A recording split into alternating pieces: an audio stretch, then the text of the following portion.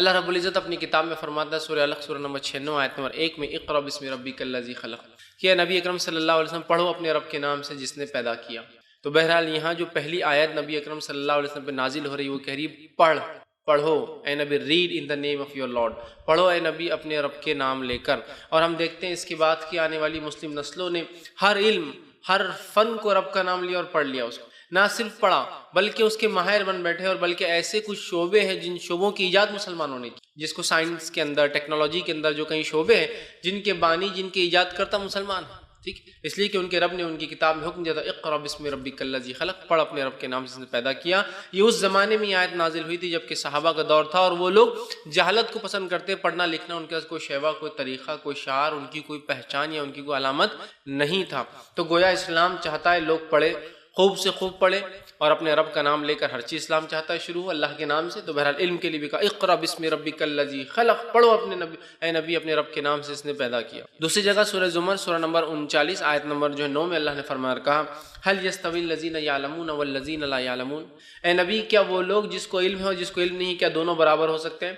گویا اسلام اور مسلمانوں کی یہ کتاب جو اللہ کی جانب سے اتری ہے قرآن، یہ کہہ رہی ہے نبی کہ هل يستوي الذين يعلمون والذين لا يعلمون، جن لوگوں کو علم دیا گیا اور وہ جن کو علم نہیں دیا گیا کیا دونوں برابر ہو سکتے ہیں؟ کیا علم والے اور جاہل برابر ہو سکتے ہیں؟ جن کے پاس روشنی اور جو اندھیرے میں رہتا ہے کیا دونوں برابر ہو سکتے ہیں؟ تو یہاں دیکھیے اللہ رب العزت نے جو ہے علم والے اور غیر علم والے کا فرق بتایا کہ کیا علم والا اور غیر علم والا برابر ہو سکتے ہیں۔ تو گویا اسلام اللہ کی کتاب قرآن لوگوں کو ابھار رہا ہے کہ علم حاصل کرو، اس لیے کہ علم والے اور بغیر علم والے ایک جیسے برابر نہیں ہو سکتے ہیں۔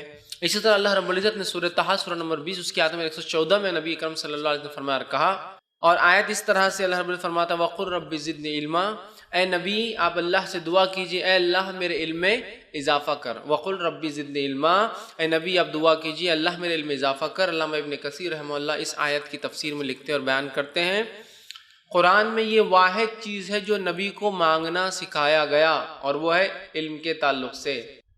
قرآن کے اندر ایک ہی ایسی چیز ہے جو نبی اکرم صلی اللہ علیہ وسلم کو اللہ نے مانگنا سکھائی، نہ دولت، نہ مال، نہ عزت، نہ شہرت، نہ دنیا کی سلطنت، نہ کوئی بڑی حکومت، نہ کوئی حاکمیت، نہ کوئی لڑکے، نہ کوئی اولادوں کی کثرت، کوئی چیز نہیں سکھائی۔ جو چیز سکھائی گئی وہ کیا ہے؟ اللہ رب وَقُلْ رَبِّ زِدْنِی عِلْمًا، اے نبی آپ دعا کیجئے اپنے رب سے اے میرے رب میرے علم میں اضافہ کر۔ تو گویا علامہ ابن کثیر لکھتے ایک ہی دعا ہے جو نبی کو مانگنا سکھائی گئی، وہ ہے علم۔ اور میں کہتا ہوں اللہ رب العزت نے علم اس لیے بھی مانگنا سکھایا کہ ایک نٹ شیل میں ایک چھوٹے سے جملے میں بڑی بات کہہ دی، اس لیے کہ علم تمام چیزوں کی بنیاد ہے۔ آج حکومت کی بنیاد کیا ہے لوگوں کی؟ علم۔ آج دنیا پہ جو لوگ تسلط کر رہے ہیں، حکومت کر رہے ہیں، جبر کر رہے ہیں، زبردستی کر رہے ہیں، جو چاہے منوا رہے ہیں، کس بنیاد پر؟ علم، ٹیکنالوجی، سائنس ہے، علم کی بنیاد پر۔ آج مال و دولت لوگوں کے پاس ہے، کس بنیاد پر؟ اور یہ دیکھو آدمی کتنا بیوقوف ہے لیکن کتنا مال و دولت والا، نہیں، علم۔ اس نے فلاں علم حاصل کیا، آج یہ تھا کمپنی ڈالی، سی ای او بن گیا، فلاں ہو گیا، اسی کمپنی نمبر 1 دنیا میں ہوگی، نمبر 2 ہوگی، نمبر 10 ہوگی، سمجھ رہے آپ؟ علم ہے نا۔ اسی طرح حکومت لوگ کر رہے ہیں، کس بنیاد پر؟ علم، سائنس اور ٹیکنالوجی۔ ہم نے دیکھا نا سائنس ٹیکنالوجی کا میڈیا کا استعمال کیا گیا تو کون جا کر جو حکومت میں بڑھ جاتا ہے نا؟ علم۔ تو گویا اللہ رب العزت نے ایک بہت چھوٹے جملے میں بات بیان کر دی وَقُلْ رَبِّ زِدْنِی عِلْمًا، اے مسلمانوں علم حاصل کرو، اس لیے کہ علم یہ بنیاد ہے تمام چیزوں کی جو دنیا میں ملتی ہے۔ آج لوگوں کو عزت ملتی ہے علم کے بنیاد پر، آج شہرت ملتی ہے علم کے بنیاد پر، آج دولت مل رہی ہے علم کے بنیاد پر، آج حکومت ہے علم کے بنیاد پر، آج عزت وقار ہے علم کے بنیاد پر، آج تسلط ہے دنیا پہ حاوی ہے علم کے بنیاد پر، تمام چیزوں کے لیے علم ہے۔ تو اللہ رب العزت نے بنیادی چیز بتا دی، کیا چیز چاہیے؟ علم آ جائیں گا تو سب کچھ انسان کے پاس آ جاتا ہے، اور علم چھوٹ گیا تو سب کچھ چھوٹ جاتا ہے۔ دور جہالت میں صحابہ کو کوئی نہیں پہچانتا تھا یہ کون لوگ ہیں، ان کے پاس ایک علم آیا وحی کے ذریعے، وہ تھا کتاب اور سنت کا علم۔ جب انہوں نے کتاب و سنت کے علم کو حاصل کیا، کتاب و سنت پر جم گئے، تو دنیا ان کا آج نام لیتی اور قیامت تک نام لیتی رہیں گی۔ پھر ایسی شایان شان حکومتیں کی جس کو آج بھی لوگ یاد کرتے ہیں، ایسا مال و دولت ملا جس کو لوگ صرف تصور کرتے ہیں، سمجھ رہے نا، ایسی عزت اور شہرت ملی جس کے لیے لوگ ترس رہے ہیں۔ آج سب کچھ ملا کس بنیاد پر؟ وحی کا علم آنے کے بعد اس کو انہوں نے پکڑ لیا۔ تو گویا ہر قسم کا علم نفع بخش ہی ہوتا ہے، یاد رکھیے۔ یہ الگ بات ہے کچھ علم صرف دنیا میں نفع دیتے ہیں اور کچھ علم دنیا اور آخرت دونوں میں دیتے ہیں۔ دنیاوی علوم جو ہوتے ہیں وہ صرف دنیا کی حد تک فائدہ مند ہوتے ہیں، لیکن دینی علم دنیا اور آخرت دونوں کے لیے فائدہ مند ہوتے ہیں۔ لیکن بہرحال ہے تو دونوں علم ہی ہے نا، دونوں چیزیں۔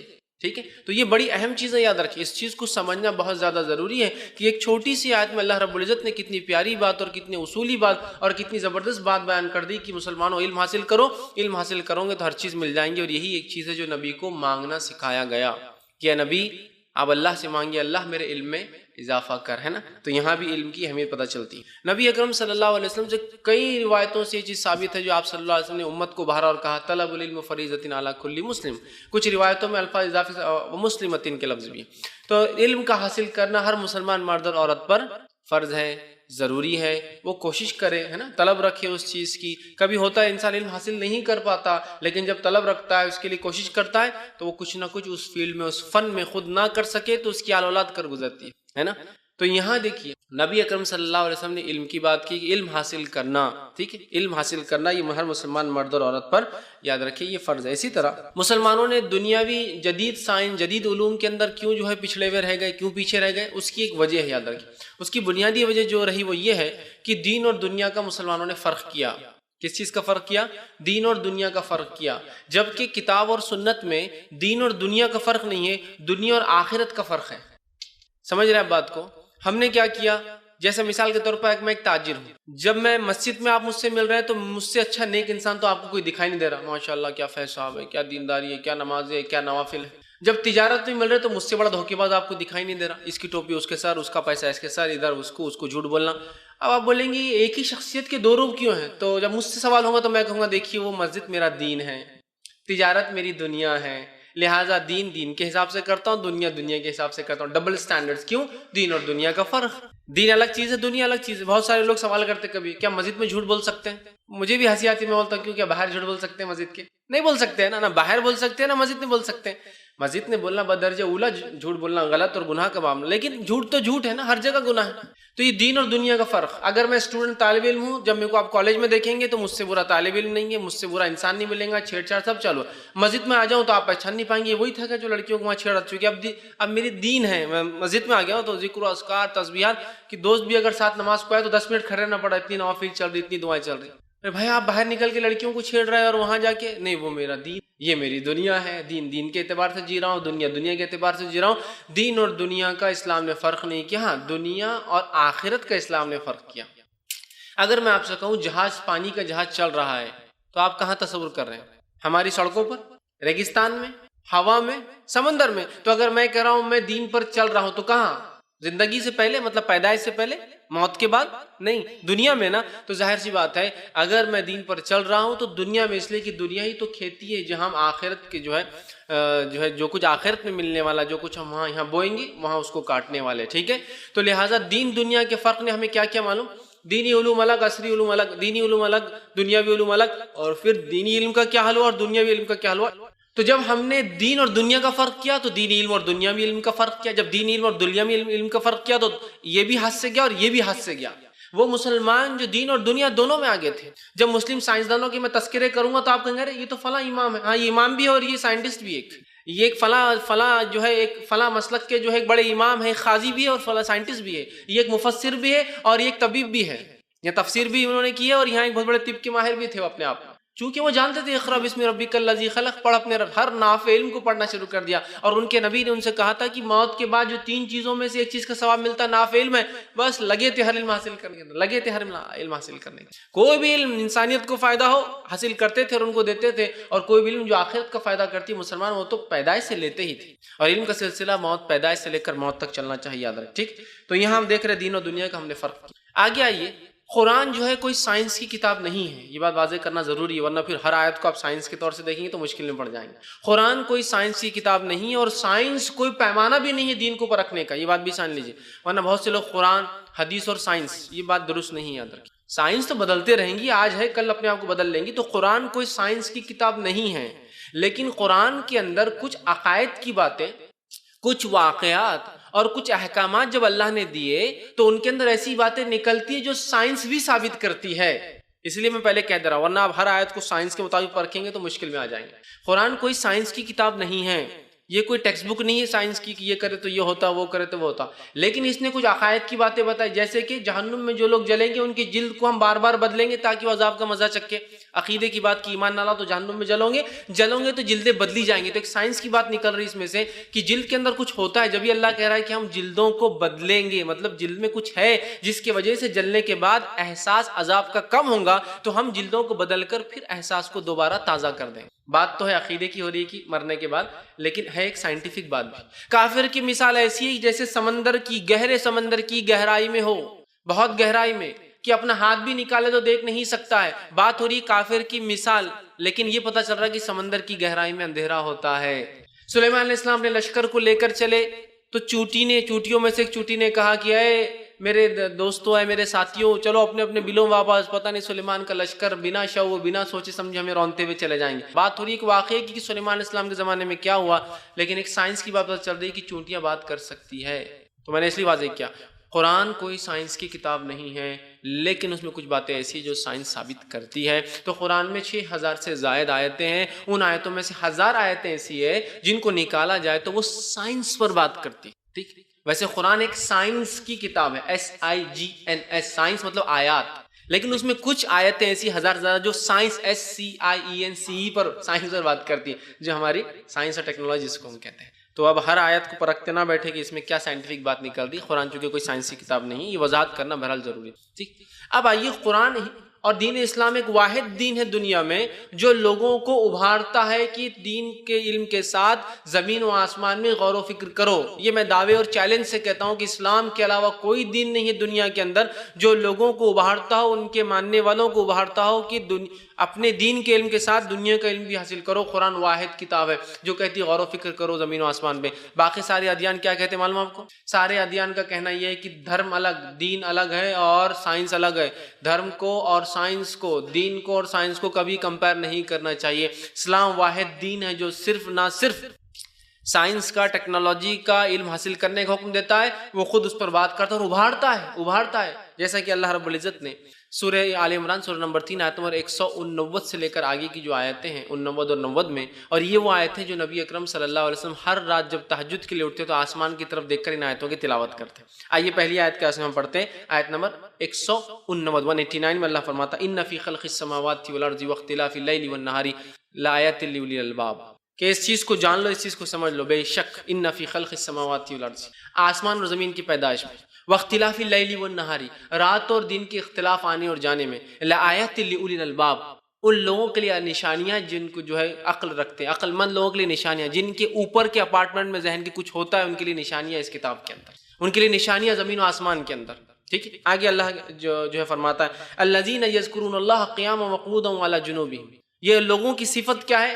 اولو الالباب کی ایک صفت ہے، وہ لوگ اللہ کا ذکر کرتے ہیں کھڑے سے اور بیٹھے سے اور لیٹے سے، یذکرون اللہ قیاما وقعودا وعلی جنوبہم، کھڑے سے کرتے ہیں، بیٹھے سے کرتے ہیں، لیٹے سے کرتے ہیں، وَيَتَفَكَّرُونَ فِي خَلْقِ السَّمَاوَاتِ وَالْأَرْضِ، اور فکر کرتے ہیں آسمان اور زمین کی پیدائش میں۔ میں چیلنج سے کہتا ہوں کسی مذہب نے ایسی کوئی ایک بات بھی کہی ہو اپنے غور و فکر کرتے ہیں زمین و آسمان، پہلے ذکر کرتے اللہ کا اور فکر کرتے کائنات کے اندر، اور ہم لوگوں کا اصول الٹا ہے مسلمانوں کا، ذکر کرتے دنیا کا اور فکر کرتے دین کے اندر اور بدعت ایجاد کرتے۔ نہیں، اللہ کہہ رہا ہے کہ ذکر کرتے اللہ کا کھڑے سے، بیٹھے سے، لیٹے سے، اور فکر کرتے دنیا میں، تو گویا دین کے معاملے میں ذکر کرنا ہے اور دنیا کے معاملے میں تفکر کرنا، فکر کرنا، اس لیے کہ یہ وہ جگہ ہے جہاں بدعتیں کر سکتے، ایجادات کر سکتے، انوینشنز ہے، ڈسکوریز ہیں۔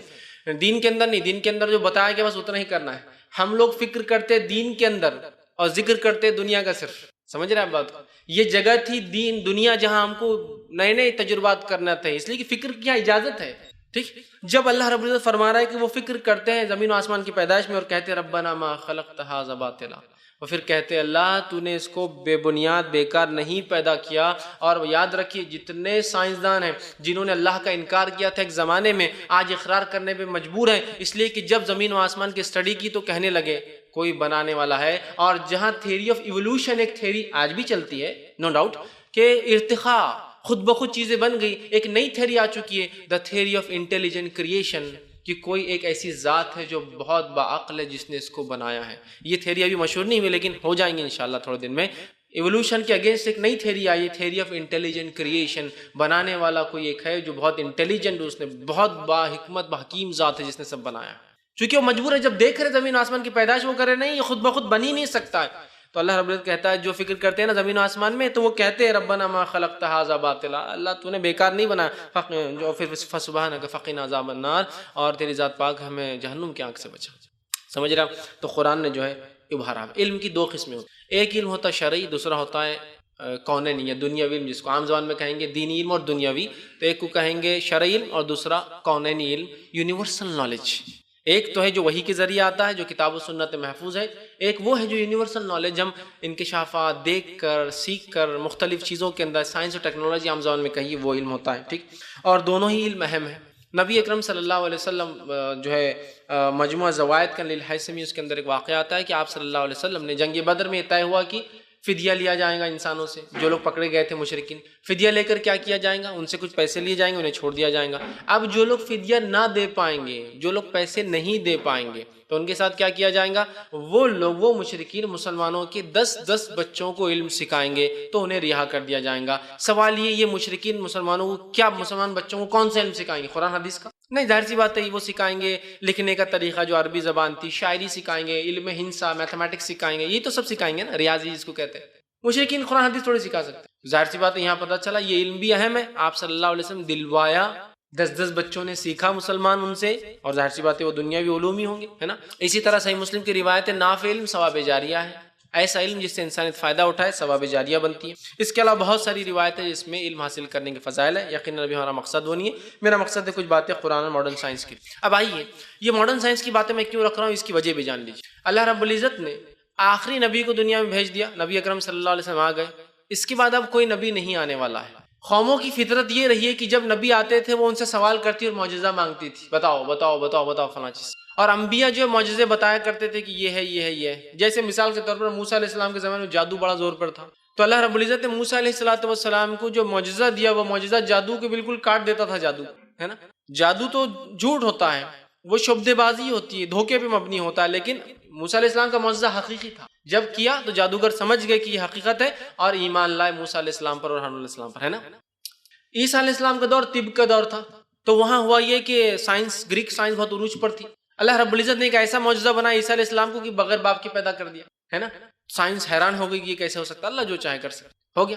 اسی طرح محمد صلی اللہ علیہ وسلم کا جو دور تھا، وہاں اس زمانے میں لینگویج، پوئٹری جس کو کہیں گے، عربی، اس اپنے ان کو بڑا ناز تھا. اتنا ناز تھا ان کو کہ اپنے آپ کو عرب کہتے تھے اور دوسرے لوگ کیا کہتے تھے؟ اجمی. اجمی کا معنی ہوتا گونگا، مکہ، اس کو بات نہیں کرنا تھی. تو اپنے آپ کو بولنے والا دوسروں کو مکہ کیوں کہتے تھے؟ اس لیے کیوں کہتے ہیں ہمارے جیسا کوئی بولنے. اور واقعی میں ان کی فصاحت، ان کی زبان کی بلاغت، اس کے بعد ان کی حافظہ جو تھا وہ یقیناً وہ جو ایک ایڈمائریبل جس کو کہتے ہیں، وہ ایک اپنے آپ میں جو ایک خصوصیت تھی اس قوم کی، تو وہ فخر کرتے تھے. ٹھیک ہے، تو اس بات کو سمجھنا ہم کو سمجھنا پڑے گا. تو آپ صلی اللہ علیہ وسلم کو جو معجزہ دیا گیا قرآن، وہ اس زمانے کی تمام اصول جو پیمانے تھے اس کو توڑتے ہوئے جا رہا تھا. ایسی بات، وہی الف با تا سا سے بنے ہوئے الفاظ ہے، الف لام میم، اور قرآن کی دوسری چیزیں جن کو دیکھ کر عرب حیرت میں تھے کہ کیسی عجیب بات ہے، یہ شاعری بھی نہیں ہے، شاعر کا کلام ایسا ہوتا ہی نہیں. وہ پریشان تھے. اب ہم آخری نبی ہے، نبی اکرم صلی اللہ علیہ وسلم کے جانے کے بعد دعوت اسلام ہمارا ذمہ ہے. قرآن کو ہر دور میں اپنے آپ کو ثابت بھی کرنا پڑے گا نا. ہر دور میں لوگ معجزے کے ذریعے تو دعوت دیتے رہے، انبیاء علیہ السلام، نبی چلے گئے، ہم باقی ہیں. تو امت مسلمہ کو بھی اللہ رب العزت نے قرآن ایک ایسا معجزہ دیا جو انشاءاللہ عزیز قیامت تک اپنے آپ کو ثابت کرتا رہے گا. آج سائنس ٹیکنالوجی کا دور ہے، قرآن یہاں بھی اپنے آپ کو ثابت کر، اور اس کے ذریعے ہم اقوام عالم تک پہنچ سکتے اور بتا سکتے. بہت سارے لوگ ہیں نا، ہم صرف سائنس کو مانتے ہیں، ہم تو کسی بنانے والے کو مانتے نہیں، بس کوئی تو بھی ایک سپر نیچرل پاور ہے تو ہم ان کو دعوت دے سکتے ہیں کہ وہ سپر نیچرل کون ہے اور سائنس کیا ہے. ہماری کتاب کیا بیان کرتی دیکھو. کیونکہ اکثر لوگوں کا مذہب چھوڑنے کی وجہ ہی ہوگی ان کا مذہب سائنس کا اعتراف نہیں کرتا، سائنس کو تصدیق نہیں کرتا، سائنس کو مانتا نہیں، سائنس کا علم حاصل کرنے والوں کو جلایا بھی گا، یاد رکھیے. سمجھ رہے ہیں بات کو. لیکن اسلام وہ دین ہے جو اس کی قرآن دیکھیے کہ مثال کے ایسی کتاب ہے جو اپنے آپ کو ہر دور میں ثابت. آج سائنس اور ٹیکنالوجی کا دور ہے، قرآن یہاں بھی اپنے آپ کو ثابت کرتی ہے. اور قرآن نے چیلنج بھی کیا ہے کہ اگر اس کتاب کو اللہ کی طرف سے تم نہیں مانتے تو کچھ اس جیسی کتاب لاؤ. سورہ بقرہ سورہ نمبر 2 آیت نمبر 23 سے 24 میں آپ دیکھ لیجئے. تو اس میں اللہ نے چیلنج کیا ہے کہ اگر تم کو اس چیز میں شک ہے جو ہم نے اپنے بندے محمد صلی اللہ علیہ وسلم اتاری ہے، ٹھیک ہے، وَإِن كُنتُمْ فِي رَيْبٍ مِّمَّا نَزَّلْنَا عَلَىٰ عَبْدِنَا فَأْتُوا بِسُورَةٍ مِّن مِّثْلِهِ، کہ اگر تمہیں کوئی شک ہے کہ ہم نے محمد صلی اللہ علیہ وسلم جو کتاب اتاری کہ اللہ کی طرف سے نہیں ہے تو تم اس جیسی کو کتاب لے کر آؤ. ودو شہداکم من دون اللہ ان کنتم صادقین، اور پکار لو جن جن کو پکار سکتے ہو اللہ کے علاوہ اگر تم اپنے دعوے میں سچے ہو تو۔ فَإِن لَمْ تَفْعَلُوا، اور ایسا ہرگز تم نہیں کر سکو گے، جیسا کچھ نہیں لا سکو گے۔ فَإِن لَمْ تَفْعَلُوا وَلَن تَفْعَلُوا، ٹھیک ہے، اگر تم ایسا نہ کر سکے اور تم ہرگز نہیں کر سکو گے، فَاتَّقُوا النَّارَ الَّتِي وَقُودُهَا النَّاسُ وَالْحِجَارَةُ أُعِدَّتْ لِلْكَافِرِينَ، تو ڈرو اس آگ سے جس کا ایندھن انسان اور پتھر ہے اور انکار کرنے والوں کے لیے، کافروں کے لیے تیار کی گئی۔ اب آئیے، قرآن جو سائنس کی بات کرتا ہے، پوری آیتیں نہیں لوں گا، صرف 5 سے 6 شعبے لوں گا سائنس کے، اور اس میں بھی مختصر ایک دو چیزیں رکھتے ہوئے اپنی بات کو ختم کروں گا۔ پہلا شعبہ ایسٹرونومی، علم فلکیات، کائنات، زمین، آسمان، یہ سیارے، ستارے، پلانٹ، سٹارز کیسے چلتے ہیں، مون اور سن، اس کے بارے میں جو قرآن کہتا ہے ایسٹرونومی، علم فلکیات جس کو کہتے ہیں۔ ایسٹرونومی کے بارے میں جو کائنات کیسے وجود میں ہے، قرآن کیا کہتا ہے اور سائنس کیا کہتی ہے، میں دونوں باتیں رکھوں گا۔ کائنات کے وجود کے تعلق سے سائنس یہ کہتی ہے کہ بگ بینگ فینومینا ہے، مطلب اس کے مطابق یہ ہے کہ پہلے ایک زمانے میں ایک پرائمری نیبولا تھا، پوری زمین و آسمان ایک جگہ تھی، ایک پرائمری نیبولا تھا، اس کے بعد ایک دھماکہ ہوا، اس سے ایک سیکنڈری سپریشن ہوا، مطلب دھماکہ ہوا اور وہ پرائمری نیبولا جو تھا وہ ٹوٹ گیا، وہ پھٹ گیا، اور پھٹنے کی وجہ سے جو ہے وہ چیزیں دور دور ہو گئی ایک دوسرے سے، اور ایک بڑا دھماکہ ہوا، کیوں ہوا، کیسے ہوا، سائنس نہیں جانتی، لیکن ہوا، چیزیں الگ الگ ہو گئی، اور اس کے بعد کائنات وجود میں آ گئی، ایک نظام قائم ہو گیا، اس کو کہتے ہیں بگ بینگ فینومینا۔ اسلام کیا کہتا ہے اس کے بارے میں؟ سورہ انبیاء سورہ نمبر 21 آیت نمبر 30 کا پہلا حصہ ہے، اولم یر الذین کفروا ان السماوات والارض کانتا رتقا ففتقناہما، ٹھیک، اللہ رب العزت فرماتا اور کہتا ہے کیا وہ لوگ جو انکار کرتے ہیں، کافر دیکھتے نہیں کہ زمین و آسمان ایک تھے، ہم نے انہیں الگ کیا، کانتا رتقا ففتقناہما، وہ ایک تھے، ہم نے الگ کیا ان کو۔ تو یہاں دیکھیے اللہ رب العزت فرما رہا ہے کہ وہ پہلے ایک تھے، الگ کیا۔ سائنس کہہ رہی زمین آسمان پہلے ایک تھے، ایک مادہ تھا، وہ مادے میں دھماکہ ہوا اور وہ الگ ہو گیا۔ اب آئیے میں ایک مثال دیتا ہوں، اگر سمجھ لیجئے میرے ہاتھ میں کانچ کا ایک جگ ہے اور میرے ہاتھ سے گر جاتا ہے، تو گرنے کے بعد کیا ہوتا ہے بتائیے؟ وہ ثابت رہیں گا؟ نہیں، ٹوٹ جائے گا، ٹوٹ کر بہت نقصان دہ چیز بن جائے گا، نوک ہو جائیں گے، آپ کو جھاڑ کر قیمتی سے قیمتی آپ کانچ کی چیز گر جانے کے بعد آپ اس کو اٹھا کے سیدھا کچرے کے ڈبے میں ڈال دیتے ہیں نا۔ مطلب ہر دھماکہ نقصان دہ ثابت ہوتا ہے جب تک کہ کنٹرول میں نہ ہو، ہے نا۔ آپ کی گاڑی، آپ کار چلاتے ہیں، 2 ویلر 4 ویلر، اس میں دھماکہ ہوتا ہے لیکن بہت کنٹرول میں ہوتا ہے، پریسائز ہوتا ہے، ایک دم زیادہ ہو جائے تو پھر گاڑی کا انجن ہی اڑ جائیں گا، ہے نا۔ بہت کنٹرول میں ہوتا ہے وہ دھماکہ، تو ہر دھماکہ نقصان دہ ہوتا ہے نا۔ اب آئیے میں آپ کو مثال دیتا ہوں، سمجھ میرے ہاتھ سے کانچ کا جگ گرا اور گرتے سمجھ لیجیے 6 گلاس بن گئے، آپ بولیں گے ماشاءاللہ چلو اچھا ہی ہو گیا، گلاسوں کی ضرورت تھی، جگ گر گیا اور 6 گلاس بن گئے، ہوا ہے کیسا؟ ایک عمارت میں دھماکہ ہوا، بڑی عمارت تھی، بازو گر کے جو 3-4 چھوٹے چھوٹے گھر بن گئے، آپ بولیں چلو ماشاءاللہ یہ گھر کی ضرورت تو تھی، دھماکہ ہوا، چلو فائدہ ہو گیا، 4 گھر بن گئے، اپنے کو فائدہ۔ ایک انسان بیٹھے تھے کچھ اور وہاں بم دھماکہ ہوا اور 4-5 بڑے انسان بیٹھے تھے، 6-7 جو چھوٹے چھوٹے بچے بن کے نکل کے آ گئے، چلو ماشاءاللہ دھماکہ فائدے مند ہی رہا، دیکھو بڑے انسان تھے، بچے بن کے آ گئے۔ ایسا ہوا ہے کہ دھماکے نے کبھی کوئی نظم قائم کیا اور کبھی کچھ فائدہ کیا جب تک کہ وہ کنٹرول میں نہ ہو؟ نہیں، آپ کہیں کنٹرول میں دھماکہ نہ ہو تو صرف نقصان کرتا ہے۔ کائنات کا وجود میں آنا ایک دھماکے سے ہوا اور دھماکے کے بعد نظام قائم ہوا ہے، معلوم آپ کو؟ سائنس تعجب میں حیران ہو گئی ہے اور یہ ان کو مجبور کر رہی ہے ماننے پہ کوئی بنانے والا ہے، اس لیے کہ جو یہ دھماکہ ہوا اتنا ویل کنٹرول تھا، اتنا ویل آرکیسٹریٹڈ تھا، اتنا نظم اور ضبط میں ہوا کہ اسٹیفن ہاکنز جو ایک سائنسداں ہے وہ کہتا ہے کہ یہ جو دھماکہ ہوا یہ جو ہے ملینتھ آف ملین سیکنڈ، مطلب 1 سیکنڈ کو اگر 10 لاکھ حصوں میں تقسیم کیا جائے، وہ 10 لاکھواں حصہ لیا جائے اور اس کو پھر 10 لاکھ حصوں میں تقسیم کیا جائے، ملینتھ آف ملین سیکنڈ دھماکہ زیادہ ہوتا تو کائنات وجود میں نہیں آتی اور اس سے کم ہوتا تو کائنات وجود میں نہیں۔ ملینتھ آف ملین سیکنڈ، 1 سیکنڈ کا 10 لاکھواں حصہ، 10 لاکھویں حصے کو 10 لاکھ حصوں میں تقسیم کر کے اس کا جو سب سے چھوٹی اکائی ہے، اگر اتنا بھی زیادہ اور اتنا بھی کم ہوتا نہیں ہوتا تو وہ کہہ رہا ہے یہ ویل آرکیسٹریٹڈ، یہ کسی نے کروایا تھا دھماکہ، جس وجہ سے کائنات وجود میں۔ اندازہ لگا اللہ رب العزت اس بات کو نٹ شیل میں بہت چھوٹی سی میں کائنات رتقا ففتقناہما، ہو گیا معاملہ ختم، ایک تھے ہم نے الگ کر دیا، سمجھ جاؤ آپ، ہے نا، کتنی پیاری بات ہے۔ تو قرآن نے دیکھ کس طرح سے کہا۔ اسی طرح قرآن یہ کہتا ہے کہ جب کائنات وجود میں آئی تو اس سے پہلے وہ اسموک تھی، دھوئیں کی شکل میں تھی۔ سائنس بھی یہ کہتی ہے کہ ہاں جب کائنات وجود میں آئی تو ایک دھماکہ ہوا، دھماکہ ہونے کے بعد چیزیں پھیل گئی اور جو جب پھیلی تو ان کی اصلی شکل جو تھی وہ دھوئیں والی شکل تھی۔ پھر اس کے بعد یہ دھواں جمنا شروع ہوا، ٹیمپریچر کول ڈاؤن ہوا، دھواں جمنا شروع ہوا تو پھر ستارے اور سیارے وجود میں آنے لگے اور مختلف ان کے ٹیمپریچرز، مختلف ان کے جو ہے حرارتیں جو ہے ہو گئی، جیسا کہ چاند کی حرارت ہے، سورج کی حرارت ہے، دنیا کی حرارت ہے اور مختلف اور سیارے ہیں ان کی اپنی اپنی حرارت ہے، تو وہ اسموک تھے۔ اللہ رب العزت قرآن فرماتی ہے، سائنس کہتی ہے کہ وہ دھوئیں کی شکل میں تھے، دھواں جمنا شروع ہوا، پارٹیکلز موٹے تھے، مطلب گیس نہیں تھے، گیس میں موٹے پارٹیکلس نہیں ہوتے، لیکن دھواں ایک ایسی چیز میں موٹے، اس میں سالڈ پارٹیکلس بھی ہوتے ہیں، وہ جمع ہوئے اور اس سے ایک مادہ بنا۔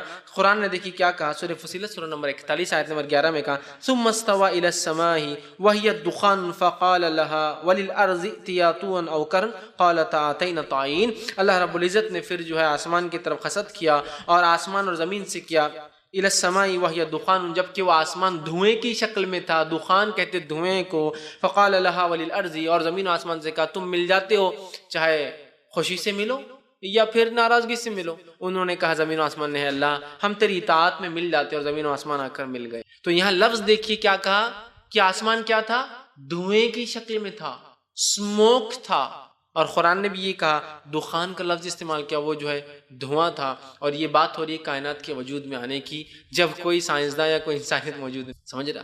تو دیکھیے قرآن نے کیسی بات۔ اسی طرح جو زمین کی شکل کے بارے میں قرآن کہتا ہے کہ زمین کی شکل گول ہے، نہ صرف گول ہے، قرآن کہتا ہے وہ جیو اسفیریکل ہے، مطلب اوپر اور نیچے، شمال اور جنوب تھوڑے دبے ہوئے، نارتھ اور ساؤتھ پولز، اور بیچ میں جس کو ہم ایسٹ اور ویسٹ کہتے ہیں عام زبان میں، وہ تھوڑے سے پھولے ہوئے ہیں۔ دنیا گول ہے لیکن بال کی ایسی گول نہیں ہے، پوری بال کی ایسی نہیں، تھوڑا تھوڑا اوپر اور نیچے کا دبا ہوا ہے، اس کو بولتے ہیں جیو اسفیریکل شیپ آف دی ارتھ، مطلب وہ پورا گول نہیں ہوتا ہے، تھوڑا پچکا ہوا ہے اوپر اور نیچے کے حصے سے۔ قرآن نے بھی اس شکل کے بارے میں کہا زمین کی، اور بالکل یہی کہا۔ اور قرآن کیا کہتا ہے سورہ نازعات سورہ 79 آیت نمبر 30 سے فرمایا وَالْأَرْضَ بَعْدَ ذَلِكَ دَحَاهَا، اور ہم نے زمین کو اس کے بعد بنایا۔ دہاہا یا یہ لفظ دہیا سے آتا ہے، جس کا معنی ایک تو ہوتا ہے پھیلی ہوئی، واسٹ ایکسپانس، اور دوسرا معنی ہوتا ہے دہیا کا شتر مرغ کا انڈا۔ دیکھیے مرغی کا انڈا بھی ایک انڈا ہوتا ہے، لیکن وہ اویل شیپ ہوتا ہے، اوپر سے چھوٹا نیچے سے بڑا۔ شتر مرغ کے انڈے کو آپ کبھی دیکھیے، وہ انڈا بالکل جیو اسفیریکل شیپ ہوتا ہے، دونوں طرف سے دبا، اوپر نیچے سے، بیچ میں سے پھلا ہوا۔ کبھی شتر مرغ کا انڈا اگر دیکھنے کو ملے آپ تو دیکھیے غور سے، وہ دو طرف سے تھوڑا پچکا ہوا ہوتا ہے، بیچ میں سے پھلا ہوا ہوتا ہے، جیسا کہ ایگزیکٹلی زمین کا شیپ ہے جیو اسفیریکل، جس کو کہتے ہیں، پورا گول نہیں ہے، اسفیریکل نہیں۔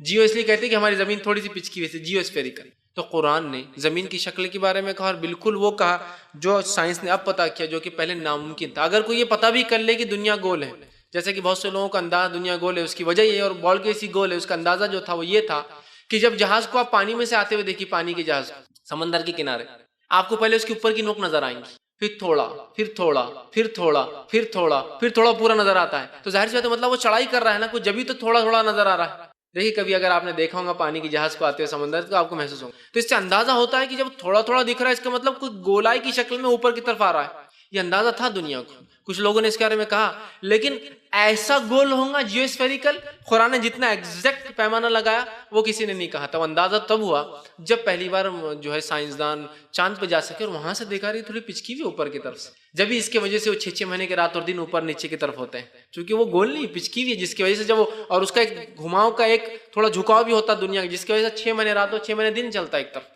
چونکہ وہ پچکی بھی ہے، اور جب گھومتی ہے تو سیدھی نہیں گھومتی دنیا، تھوڑا سا جھکاؤ کی طرف گھومتی ہے، جس کی وجہ جب وہ حصہ ادھر سورج کی طرف جاتا ہے 6 مہینے، تو ادھر ہو جاتا ہے، تو 6 مہینے اندھیرا ہوتا ہے۔ تو آج سمجھ سکے ہم اس چیز کو، قرآن نے کئی زمانہ پہلے اس کو 1450 سال پہلے اس کی وضاحت کی۔ اسی طرح جو ہے قرآن کہتا ہے علم فلکیت کے بارے میں، چاند کی روشنی اس کی روشنی نہیں ہے، وہ کسی کی روشنی لے کر دیتا ہے، جو کہ ممکن ہی نہیں تھا کہ عام اعتبار سے اس کو جانا جا سکے۔ قرآن نے 1450 سال پہلے کیا۔ جیسا کہ دیکھیے قرآن نے جب بھی سورج کا لفظ استعمال کیا تو یہ لفظ استعمال کیا، یا تو ضیاء کہا، چمکدار چیز، یا سراج کہا، یا وہاج کہا، مطلب یا تو بلیزنگ لیمپ کا لفظ آیا، مطلب جہاں بھی سورج کا لفظ آیا خود کی روشنی کے بارے میں کچھ نہ کچھ تذکرے آئے۔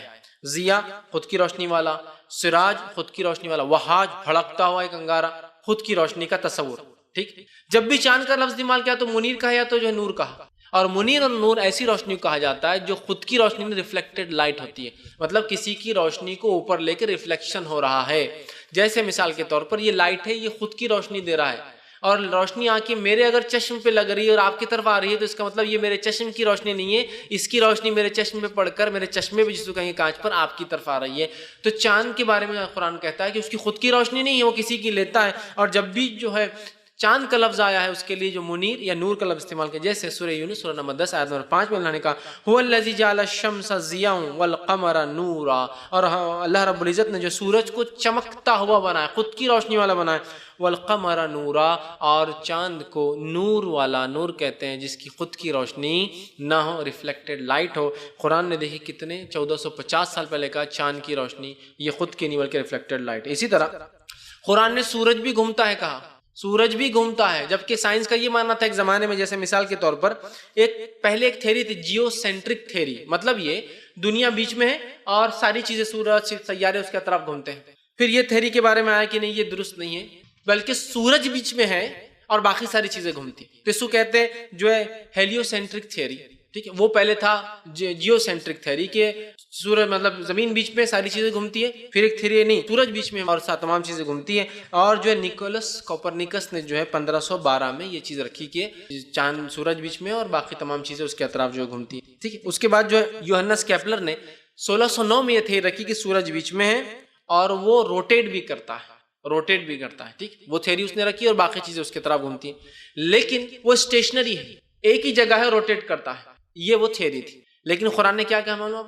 سورج بھی روٹیٹ بھی کرتا ہے، ریوالو بھی کرتا ہے، دونوں کام کرتا ہے. جو کہ یہ بات 1980 کے بعد پتہ چلی ہے، مطلب بالکل جسے کہیں گے 30-32 سال پرانی تحقیقات ہے کہ سورج بھی گھومتا ہے اپنے اطراف بھی اور ایک دائرے مدار میں بھی گھومتا ہے. اور اللہ رب العزت نے اس بات کو کیا بخوبی اپنی کتاب میں بیان کیا اور کہا، سورہ انبیاء سورہ نمبر 21 آیت 33 میں، هو الذی خلق اللیل والنہار والشمس والقمر کل فی فلک یسبحون. هو الذی خلق اللیل والنہار، وہی اللہ ہے جس نے رات اور دن کو پیدا کیا، والشمس والقمر، اور چاند اور سورج کو پیدا کیا، کل فی فلک یسبحون، ہر کوئی اپنے اپنے مدار میں، اپنے اپنے دائروں میں، اپنے اپنے آربٹس میں گھوم رہا ہے. کل فی فلک، سب کے سب گھوم رہے ہیں. سائنس نے کہا تھا بیچ میں ہے، گھوم رہا ہے، لیکن اطراف میں نہیں بلکہ اپنے اس پہ. قرآن کہتا ہے وہ اپنے اطراف بھی گھومتا ہے اور ایک دائرے میں بھی گھومتا ہے، اس لیے کہ سورج اپنے اطراف بھی گھومتا ہے، اس کا اپنا ایک دائرہ بھی، اور ساری کائنات بھی ایک دائرے میں گھومتے رہتی. مان لو اینٹی کلاک وائز چلتے ہیں پورے، گھڑی سے الٹ، گھڑی ایسی چلتی ہے، وہ کائنات پوری ایسی چلتی ہے. ٹھیک، اینٹی کلاک وائز. سمجھ رہے ہیں بات کو؟ تو آپ دیکھیے اس چیز کو، اس چیز پہ ہم غور کریں کہ ہر کوئی اپنے مدار میں گھوم رہا ہے.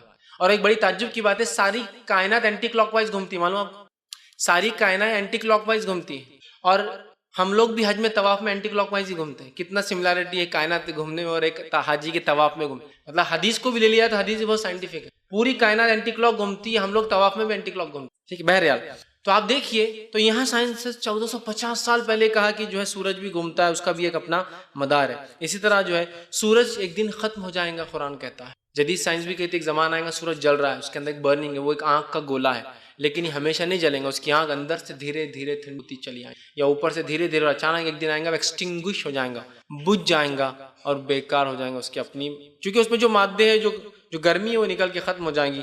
قرآن نے بھی یہی کہا، اور اللہ رب العزت اس بات کو فرماتا ہے سورہ یاسین سورہ نمبر 36 آیت 38 میں، وَالشَّمْسُ تَجْرِی لِمُسْتَقَرٍّ لَهَا، کہ سورج کا ایک مقرر وقت ہے جب تک وہ چلنے والا. قرآن نے بھی کہا، سائنس بھی کہہ رہی ہے. تو یہ چند باتیں تھیں. اسی طرح کائنات پھیل رہی ہے، قرآن نے کہا، جدید سائنس بھی کہہ رہی ہے کائنات پھیل رہی ہے، اور یہ پھیلنے کی وجہ سے انہوں کو سوچنا پڑا کہ کبھی ایک تھی. آئیے ایڈوین ہبل نے 1925 میں اس نے کائنات کا جو ہے غور کیا، اور اس نے دیکھا ہر ستارہ سیارہ ایک دوسرے سے دور بھاگ رہے ہیں، پلانٹ، ارتھ، سٹار سب بھاگ رہے ہیں ایک دوسرے. اس نے کہا جب یہ دور بھاگ رہے ہیں تو اگر ان کو جمع کیا جائے، یہ بھی بھاگ رہے ہیں نا، ان کو اگر وقت میں پیچھے گئے، سمجھ رہے ہیں، اور ان کی رفتار کے حساب سے ہی وقت لگایا جاتا ہے کہ کائنات کتنی پرانی ہے. جس رفتار سے بھاگ رہے ہیں اگر اسی رفتار سے پیچھے کیا جائے ان کو، تو پتہ چلتا ہے کہ کائنات تقریباً 5 بلین سال پہلے بنی ہے. اس کی رفتار کے اعتبار سے گمان غلط بھی ہو سکتا ہے. جس رفتار سے بھاگ رہے ہیں اسی رفتار سے ان کو پیچھے لے جایا جائے تو اس سے وہ اندازہ لگاتے ہیں کہ 5 بلین ایئر سے بھاگ رہے ہیں یہ لوگ. بہت بڑا وہ ہوتا ہے پیمانہ. 1 بلین جو ہوتا ہے وہ 100 کروڑ کا ہوتا ہے، تو 500 کروڑ سال وہ کہتے ہیں کہ اندازہ ہے کہ کائنات بنی تھی. بہرحال تو اس نے دیکھا سب بھاگ رہے ہیں، تو اس نے کہا سب بھاگ رہے ہیں مطلب کبھی ایک جگہ تھے. اور اسی کے نام سے ہبل ٹیلیسکوپ ہے جو بہت مشہور، ناسا کے ٹیلیسکوپ کا نام ہبل، ایڈوین ہبل، چونکہ اس نے انکشاف کیا تھا یہ چیزوں. ٹھیک، تو کائنات جو ہے دور بھاگ رہی ہے، تو اس نے کہا کبھی یہ ایک تھی، اس کا مطلب جب بھی دور بھاگ رہی ہے. قرآن نے بھی اس کے تعلق سے کہا سورہ زاریہ سورہ نمبر 51 آیت 47 میں، وَالسَّمَاءَ بَنَيْنَاهَا بِأَيْدٍ وَإِنَّا لَمُوسِعُونَ، اور ہم نے ہے جس کو آسمان کو بنایا اور ہم اس کو کشادہ کر رہے ہیں، اس کو پھیلا رہے ہیں. لَمُوسِعُونَ، وسیع کرتے جا رہے ہیں، پھیلاتے جا رہے ہیں. اور کائنات پھیل رہی ہے، ہر ستارہ، ہر سیارہ، ہر گیلیکسی ایک دوسرے سے دور بھاگ رہی. ستارے بھاگ رہے، سیارے بھاگ رہے، اور وہ جو کہکشائیں ہیں جو گیلیکسی جس کو کہتے ہیں عام زبان میں، یہ تمام بھی ایک دوسرے سے دور بھاگ رہے ہیں، دور بھاگ رہے. اور کتنی کہکشائیں، آج سائنس یہ کہتی ہے کہ صرف ہمارے ملکی وی گیلیکسی، دودھیا گیلیکسی میں 100 ٹریلین سے زیادہ ستارے. 100 ٹریلین بہت بڑا پیمانہ ہوتا ہے، مطلب وہ انیمیجنیبل، ہمارے چھوٹے موٹے کیلکولیٹر حساب نہیں لگا پاتے. 100 کروڑ کا 1 بلین، 1000 بلین کا 1 ٹریلین، میں 100 ٹریلین کی بات کر رہا ہوں. صرف تارے ہیں، اور ہمارا سورج تو اتنا چھوٹا ہے کہ سورج کے مقابلے میں اربوں اور کھربوں گنا بڑے ستارے صرف ہمارے دودھیا گیلیکسی. اس کے علاوہ تو اور بھی ہیں، صرف ہمارے دودھیا کے. سمجھ رہے آپ؟ اور اس کو پار کرنا ناممکن ہے. اور ایسی 200 کروڑ سے زیادہ جو ہے کہکشائیں ابھی ہے جو گھوم رہی تیر رہی ایک طرح سے. آپ انداز لگا اتنی بڑی کائنات صرف ایمان والوں کو ایسے چلیں گے. حدیث میں نا ایمان والا جب تک رہیں گا کائنات چلیں گی. تو خالی میں آج کے ایجاد کردہ کائنات کتنی بڑی ہے, ابھی تو اور ایجاد ہوتے رہیں گے. 100 ٹریلین سٹار ہے جس کو طے کرنا ناممکن ہے. ایسی 200 سے زیادہ جو ہے خراب جس کو کہیں گے, مطلب 200 کروڑ سے زیادہ جو ہے کہکشائیں تیر رہی ہے. ہر کسی میں 100 سے ٹریلین سے زیادہ سٹارز ہے. اور انسان 200 کروڑ جس کو کہیں گے 2 بلین لائٹ ایئرز تک آج دیکھ سکتا. مطلب اگر نور کے حساب سے روشنی کو چھوڑ دیا جائے, جس روشنی کی رفتار 1,86,000 میل فی سیکنڈ کی رفتار سے روشنی بھاگتی ہے, اگر اس کو کلومیٹر میں کرے تو 3 لاکھ کلومیٹر اپروکسیمیٹلی جو کلومیٹر فی سیکنڈ بھاگتی ہے. روشنی کو چھوڑ دیا جائے تو 2 بلین سال تک روشنی چلیں گی, تو وہاں تک کائنات کو بھی دیکھ سکتا ہے. اتنی بڑی. بہرحال یہ تمام چیزیں اس کے تعلق سے اللہ نے بیان کر دیا اتنی چھوٹی اور مختصر الفاظ کے اندر, جس کو بڑی کتابیں سمجھا نہیں پاتی. آئیے دوسرا لیں گے, فزکس, طبیعیات. یہ تو تھا ایسٹرونومی, علم فلکیات. طبیعیات کے اندر قرآن کہتا ہے ذرے کے بارے میں, فزکس کے بارے میں, ایٹم جس کو ہم کہتے ہیں, ذرے کے بارے میں. سورہ یونس سورہ نمبر 10 آیت نمبر 61 میں اللہ نے فرما رکھا, وما يعزب عن ربك من مثقال ذرة في الارض ولا في السماء ولا اصغر من ذلك ولا اکبر الا في کتاب مبین. اور آپ کے رب کو تمام چیزوں کا علم ہے نبی صلی اللہ علیہ وسلم, چاہے وہ ذرے کو ایٹم کہتے ہیں انگلش میں, ایٹم کے برابر ہو, ولا في السماء والارض, اور چاہے وہ آسمان میں ہو زمین میں ہو, ولا اصغر, اس سے چھوٹا کچھ ہو, ولا اکبر, اس سے بڑا کچھ ہو, سب اللہ کے علم میں اور کتاب میں لکھا ہوا ہے. تو گویا قرآن یہ کہہ رہا ہے کہ ذرے سے چھوٹی بھی کوئی چیز ہوتی, حالانکہ عربوں کے نزدیک سب سے چھوٹی چیز ذرہ تھی, ایٹم اس زمانے میں. آج ہم جانتے ہیں ایٹمز کے اندر کیا ہوتے ہیں, مالیکیولز میں ایٹم ہوتے ہیں, ایٹمز میں الیکٹرانز اور پروٹونز ہوتے ہیں. الیکٹرانز اور پروٹون جن چیزوں سے بنے, 4th جنریشن تک آج سائنس کاؤنٹ کر پا رہی. الیکٹرانز پروٹونز کے اندر ایک اور جنریشن, وہ جس سے بنے اور وہ جس سے بنے اور وہ جس سے بنے, 4th جنریشن تک فزکس چلے گئی. قرآن نے کہا ایٹم سے بھی چھوٹی چیز کو اللہ جانتا ہے. گویا قرآن یہ بات بیان کر رہا ہے کہ ایٹم سے بھی کوئی چھوٹی چیز ہوتی ہے, جبکہ اس زمانے کی سائنس نہیں مانتی تھی. عربوں کے نزدیک ذرے سے چھوٹی کوئی چیز نہیں تھی. قرآن نے کہا ایٹم سے بھی چھوٹی کوئی. اسی طرح جو ہے علم ارضیات, جیولوجی کے بارے میں دیکھیے قرآن کیا کہتا ہے. پہاڑ کے بارے میں, ارضیات مطلب زمین کے تعلق سے علم ہے. قرآن پہاڑوں کے تعلق سے کہتا ہے پہاڑ میخیں ہیں. سورہ نمبر 78 آیت میں 6 اور 7 میں اللہ نے فرمایا, الم نجعل الارض مہادا, کہ ہم نے زمین کو پھیلا نہیں دیا کہ انسان چل پھر سکے, والجبال اوتادا, اور پہاڑوں کو میخیں بنا دی. پہلے یہ مانا جاتا تھا, سائنس یہ مانتی تھی کہ پہاڑ کی وجہ سے زلزلے آتے ہیں, اس کے وزن کی وجہ سے کبھی ہل جاتا ہے کبھی ڈل جاتا ہے. اور پھر سائنس نے انکشاف کیا کہ پہاڑ کی جو اوپر کی چوٹی ہے وہ ایک نوک ہوتی ہے, پہاڑ کئی گنا زمین کے نیچے ہوتا ہے, اور یہ زلزلوں کی وجہ ہوتا ہے. آج سائنس کہتی ہے کہ پہاڑ کی وجہ سے زلزلے کم آتے ہیں, اگر نہ ہوتے تو زیادہ آئیں گے. پہلے زمین لوگ سائنس کہتی تھی پہاڑ سے زلزلے آتے ہیں.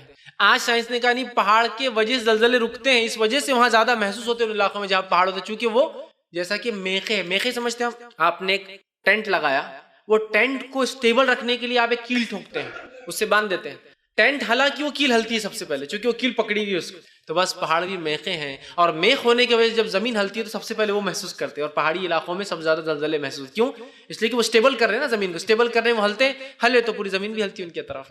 تو سائنس پہلے یہ کہتی تھی کہ پہاڑ کی وجہ سے زلزلے آتے ہیں, آج کہتی ہے پہاڑ سے زلزلے رکتے ہیں, اس سے کم ہوتے ہیں. اور قرآن نے کہا والجبال اوتادا, اور ہم نے پہاڑ کو میخیں بنایا ہے. دوسری جگہ فرمایا سورہ انبیاء سورہ نمبر 21 آیت 31 میں, وجعلنا فی الارض رواسy ان تمید بہم, اگر ہم زمین پر پہاڑوں کو میخیں نہ بناتے تو یہ ساری مخلوق کو لے کے زمین ہلتے رہتی تھی. قرآن کہہ رہا ہے کہ اگر پہاڑ نہ ہوتے تو ساری زمین ہلتی تھی. اور سائنس یہ کہتی ہے زمین کی جو اوپر جس سطح پہ ہم جیتے ہیں, چلتے پھرتے ہیں, کھاتے پیتے ہیں, یہ سطح 1 میل سے صرف 30 میل موٹی ہوتی ہے. اس کے بعد صرف لکوڈ ہے, اس کے بعد صرف پگھلا ہوا مادہ ہوتا ہے, اس کو لاوا بولتے ہیں. تو ہماری زمین جو ہے 1 میل سے 30 میل ہی موٹی ہے, جو اس پہ ہم چلتے پھرتے ہیں, اس کے نیچے پگھلا ہوا مادہ ہے.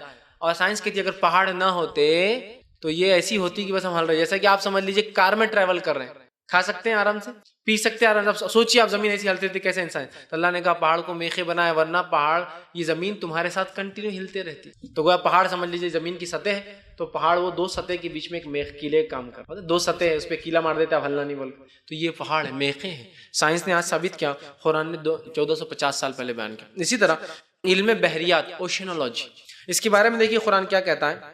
پہلے آئیے میٹھے اور کھارے پانی کے بیچ میں ایک آڑ ہے، قرآن کہتا ہے، جس کو سورہ رحمان سورہ نمبر 55 آیت میں 19 اور 20 میں اللہ نے کہا مرج البحرین یلتقیان بینہما برزخ لا یبغیان، پانی کے دو حصے ہیں جو آپس میں ملتے ہیں لیکن گھلتے ملتے نہیں۔ پہلے مفسرین کو بہت مشکل ہوئی تفسیر کرنے میں، پانی کے دو حصے جو ملتے بھی، مرج البحرین یلتقیان بینہما برزخ لا یبغیان، ملتے بھی ہیں اور ایک دوسرے میں گھلتے بھی نہیں ہیں، قرآن کہہ رہا ہے۔ تو بہت مشکل ہوتی تھی مفسرین کو تفسیر کرنے، کیسا کریں، پانی کے دو حصے ملتے بھی ہیں لیکن گھلتے نہیں، ایک دوسرے میں نہیں ملتے ہیں۔ آج پتا چلا کہ میٹھا پانی جب نکلتا ہے ندیوں سے اور سمندر میں جاتا ہے، وہ کھارے پانی سے کبھی کبھار ملتا نہیں، اس لیے کہ اس کی سیلینٹی اور وہ سب الگ ہوتی ہے، اس میں معدنیات اس کے الگ ہوتے ہیں، لہٰذا وہ گھستا تو ہے پانی کے اندر لیکن اپنی ایک شناخت الگ باقی رکھتا ہے۔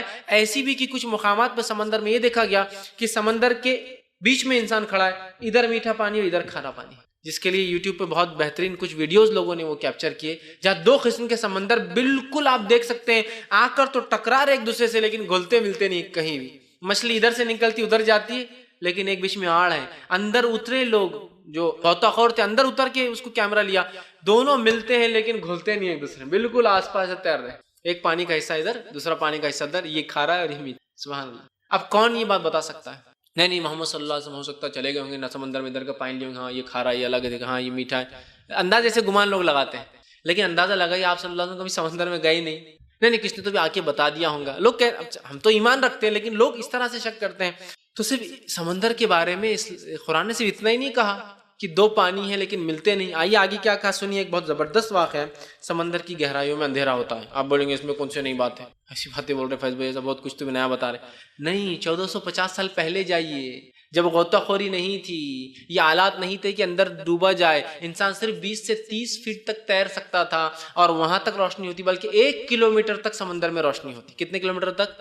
1 کلومیٹر کے بعد اندھیرا ہوتا ہے۔ آج تو بہت آسان ہے، ہم کو معلوم ہے کہ اندھیرا ہوتا ہے، اس زمانے میں جائے 1450 سال جب 30 فٹ سے نیچے کوئی جا نہیں سکتا تھا، کیسے پتا چلا ہوں کسی کو کہ سمندر میں اندھیرا ہوتا ہے؟ اللہ رب العزت نے قرآن میں سورہ نور سورہ نمبر 24 آیت میں 40 میں فرما رکھا او کظلمات فی البحر لجٍ بغشاہ موج من فوق موج من فوق السحاب۔ اللہ فرماتا ہے کافر کی مثال ایسی ہے، ایمان جو نہیں لاتا مثال ایسی ہے جیسے کہ وہ کھنگور اندھیرے میں سمندر کی گہرائی میں اور گہرے سمندر کی گہرائی میں ڈوبا ہوا ہے۔ کافر کی مثال کیسی ہے؟ ایک گہرے سمندر جس میں اندھیرا ہے، اس کے اندر وہ ڈوبا ہوا ہے، جس کے اندر سمندر کے اندر موجوں پر موجیں چلتی ہے اور اس سمندر کے اوپر بادل بھی آئے ہوئے ہیں۔ ڈارکنیس اندھیرے کی انٹینسٹی بتائی جا رہی ہے اس آیت میں، ہے نا؟ سمندر کے اندر اندھیرا، موج پر موج، دیکھیے سمندر اگر شانت رہا نا، خاموش رہا، سائلنٹ، تو بھی دکھتا ہے، لیکن جب لاٹیں آئی تو پھر اندھیرا ہو جاتا ہے۔ لاٹیں آ رہی اس سے اندھیرا، گہرائی میں اس سے اندھیرا، اور بادل بھی آئے ہوئے، آپ کو پتا ہے بادل آنے سے کیا ہوتا ہے؟ اندھیرا اور بڑھ جاتا ہے۔ کافر کی مثال ایسی ہے کہ ذرہ برابر روشنی نہیں ہوتی ہے، بادل کا اندھیرا، موجوں کا اندھیرا اور گہرائی کا اندھیرا میں وہ ہوتا ہے۔ ظلمات بعضها فوق بعض، اندھیرے پہ اندھیرا ہے، قرآن فرما رہا ہے اذا اخرج یدہ لم یکد یراہا، اگر اپنا ہاتھ بھی وہ کافر نکالتا ہے تو دیکھ نہیں پاتا اپنے ہاتھ کو۔ وَمَن لَّمْ يَجْعَلِ اللَّهُ لَهُ نُورًا فَمَا لَهُ مِن نُور، اللہ جس سے ہدایت اور نور اور روشنی چھین لے اس کو کوئی روشنی نہیں دے سکتا۔ یہ کافر کی مثال ہے۔ آج سائنس یہ کہتی ہے، اور پروفیسر درگا راؤ کو جب یہ آیتیں بتائی گئی، جو کہ یونیورسٹی عبدالعزیز یونیورسٹی جدہ کے اندر جو پروفیسر تھے ان کو بتایا گیا، جو کہ خاص طور سے جو ہے مرین جیولوجی، مطلب سمندروں کے نیچے زمین کی جو ہے اس کی خصوصیت، مطلب ان کی مہارت تھی اس فیلڈ کے اندر، مرین جیولوجی مطلب سمندر کے نیچے جو زمین ہوتی ہے اس میں وہ اس فن میں ماہر تھے۔ ان سے کہا گیا تو انہوں نے کہا یہ بات بالکل صحیح ہے کہ سمندر کی گہرائی میں اندھیرا ہوتا ہے، 1 کلومیٹر 1000 میٹر کے بعد روشنی اندر نہیں جا پاتی ہے، اور یہ بات سائنس کو بالکل حال میں پتا چلے جب سب مرین ایجاد ہوئی، پنڈبی ایجاد ہوئی، اس سے پہلے نہیں پتا تھا، اور جب اندر گئے تو پتا چلا اندھیرا ہے، ورنہ پتا بھی نہیں تھا کہ اندھیرا ہوتا ہے۔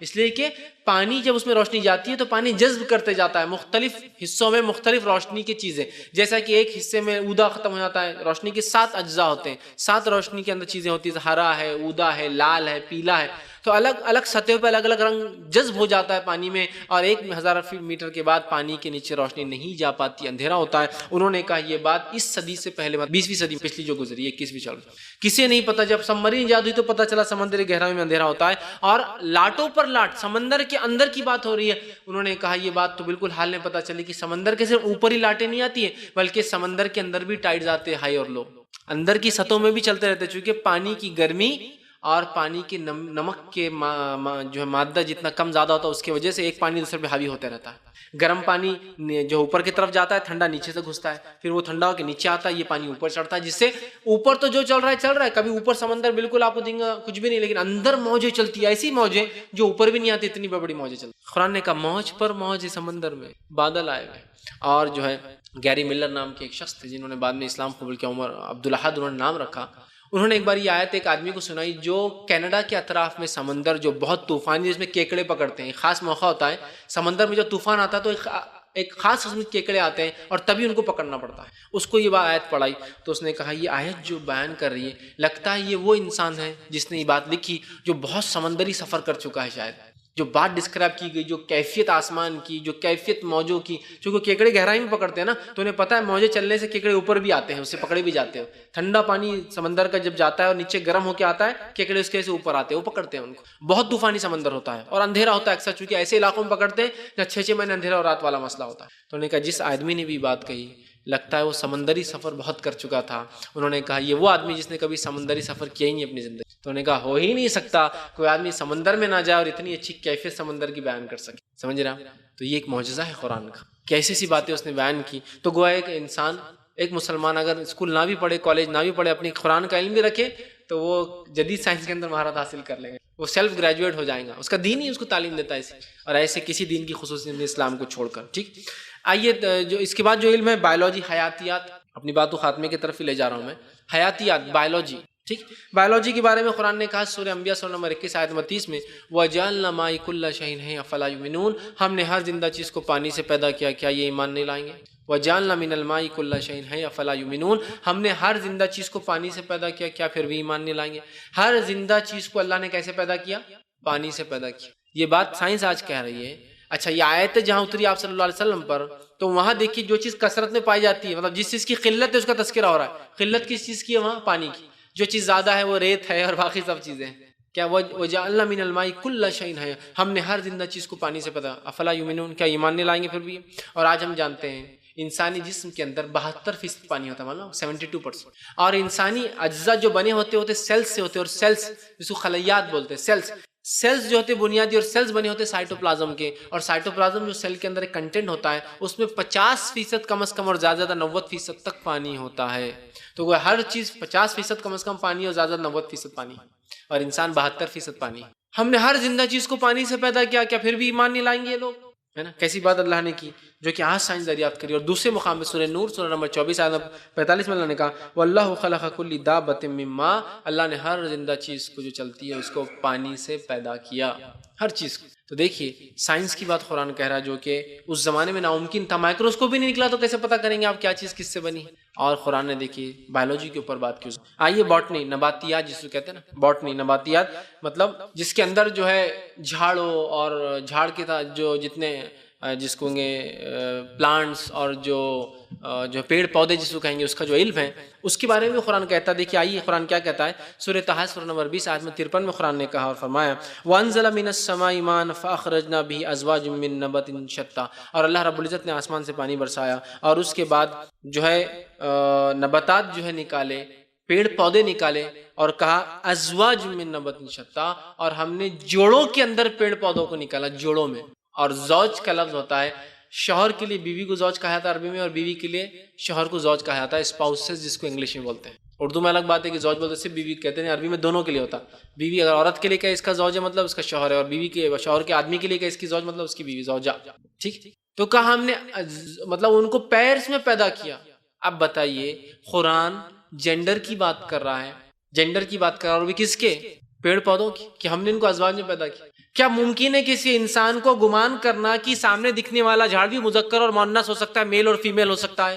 اور یہ بات ہم جانتے بھی, جو لوگ کھیتی باڑی کرتے ہیں اگر ایک جھاڑ ہو تو پھل نہیں آئے تو لوگ بولتے ہیں ارے دوسرا لگاؤ, یا اکیلا نہ اس لیے اس کو جھاڑ نہیں, اس کو وہ نہیں آئیں گے. ہوتا ہے دیکھیے آپ بہت سارے لوگ جو کھیتی کرتے ہیں, یا پھر ایک جھاڑ بیچ میں خاص لگایا تھا اس کے طرف دوسرے جھاڑ, وہ ایک میل رہتا باقی فیمیل ٹریز رہتے, پھر وہ کیڑے آتے, پالینیشن ہوتا ہے, ادھر کے بیج اڑ کے ادھر جاتے تو پھر اس کو پھل لگتا ہے. قرآن نے جھاڑوں کے بارے میں کہا کہ یہ بھی جوڑوں میں ہے, ازواج کا, میل اور فیمیل ہوتے. اور آج سائنس کر یہاں جھاڑ مذکر اور مؤنث ہوتے ہیں، اس کو ماننے میں کوئی حرج نہیں۔ کسی زمانے میں قرآن کی آیتیں ہو سکتا ہے لوگوں کو مذاق لگے، آج دیکھیے عین 100% ثابت کر رہی ہے اپنے آپ۔ تو ہم قرآن نے کہا کہ ہم نے ان کو ازواج جوڑوں میں پیدا کیا، اسی طرح ہر قسم کی چیز کو اللہ فرمایا ہم نے جوڑوں میں پیدا کیا۔ آئیے سورہ جو ہے رات سورہ نمبر 13 آیت 3 میں اللہ نے فرمایا وَمِن كُلِّ ثَمَرَةٍ جَعَلَ فِيهَا زَوْجَيْنِ اثْنَيْنِ، ہم نے پھلوں کو بھی جوڑوں میں پیدا کیا۔ اللہ فرما رہا ہے پھل فروٹس بھی میل اور فیمیل ہوتے ہیں، سائنس کہتی ہے ہاں فروٹس بھی میل فیمیل ہوتے ہیں۔ آگے قرآن نے کہا اور فرمایا سورہ زاریہ سورہ نمبر 51 آیت نمبر 49 کے اندر وَمِن كُلِّ شَيْءٍ خَلَقْنَا زَوْجَيْنِ، ہم نے ہر چیز کو پیدا کیا جوڑوں کے اندر، مذکر اور مؤنث، مرد اور عورت جیسے ہوتے ہیں۔ ہر جگہ جھاڑ میں، پھلوں کے اندر، مچھلیوں میں، کیڑے مکڑوں کے اندر، جانوروں کے اندر، سب میں ہے۔ ہر چیز کو ہم نے جوڑے میں پیدا کیا۔ سبحان اللہ۔ آج سائنس ثابت کری ہر چیز ہے، اور آج سائنس ثابت کرتی کہ 3 کروڑ سے زیادہ مخلوقات ہیں آج دنیا میں، اور سب جوڑوں میں، سب جوڑوں میں۔ آپ کے زمانے میں کتنا انسان، چرند پرند، اونٹ بکری وغیرہ آپ دیکھتے تھے، یہ قرآن نے کہا ہر چیز جوڑوں میں ہے۔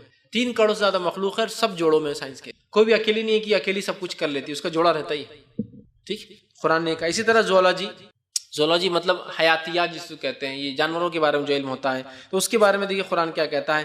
سورہ نمبر 6 آیت نمبر 38 میں قرآن نے کہا، اور جو ہے کہ جانوروں کے اندر بھی معاشرے ہوتے ہیں، جیسے ہمارے معاشرے کمیونٹیز ہوتی ہے۔ قرآن نے کہا وَمَا مِن دَابَّةٍ فِي الْأَرْضِ وَلَا طَائِرٍ يَطِيرُ بِجَنَاحِهِ إِلَّا أُمَمٌ أَمْثَالُكُمْ، کہ ایسا کوئی جانور نہیں زمین پہ چلتا ہو، اور ایسی کوئی پرندہ نہیں جو ہوا میں اڑتا ہو اپنے پر پھیلائے، وہ تمہارے جیسے کمیونٹیز میں رہتا ہے، تمہارے ایسے معاشرے میں رہتا ہے۔ جانوروں کا معاشرہ اور جانوروں کی سوشل سٹڈیز جو ہے یہ حال میں 1 صدی پرانا قصہ ہے۔ اس سے پہلے انسانیت کو نہیں پتا تھا کہ جانور بھی کمیونٹیز میں رہتے ہیں، ان میں بادشاہ، وزیر، کام کرنے والے کارکن، حفاظت کرنے والے لوگ، یہ پہلے نہیں پتا تھا لوگوں کو۔ یہ 100 سال میں سٹڈی ہوئی جانوروں کے اوپر تو پتا چلا یہ بھی کمیونٹیز کے اندر گروپس میں رہتے ہیں، خاندان ہوتے ہیں، معاشرے ہوتے ہیں۔ قرآن نے کہا کہ سارے جانور اور سارے چرند پرند معاشرے میں جیتے ہیں، اور اتنے جٹل ان کے معاشرے کے، اتنے کمپلیکیٹڈ رہتے ہیں معاشروں کے اندر، کسی کو انتہا نہیں۔ آج سائنس بتا رہی ہے، اندازہ لگائیے کب کی بات ہو رہی، 1450 سال پہلے قرآن کہہ رہا ہے سارے معاشرے میں ہوتے، پرندے ہو چرند ہو، اور ہم سب آج جانتے ہیں پرندوں کا ایک بادشاہ ہوتا ہے، لوگ اس کے لیے جمع کرتے ہیں، چوٹیوں کے اندر رانی ہوتی ہے، مکھیوں کے اندر ایک رانی ہوتی ہے، جو مکھی پالتے ہیں ان کو پتا ہے رانی کو سنبھالو تو پورا معاملہ اچھا ہوتا ہے نا۔ تو آپ دیکھیے سائنس آج ثابت کر رہی ہے کہ اس کے اندر جو ہے کمیونٹیز ہوتی ہے، معاشرے ہوتے ہیں۔ قرآن نے تو 1450 سال کا ان میں سب معاشرے ہوتے ہیں۔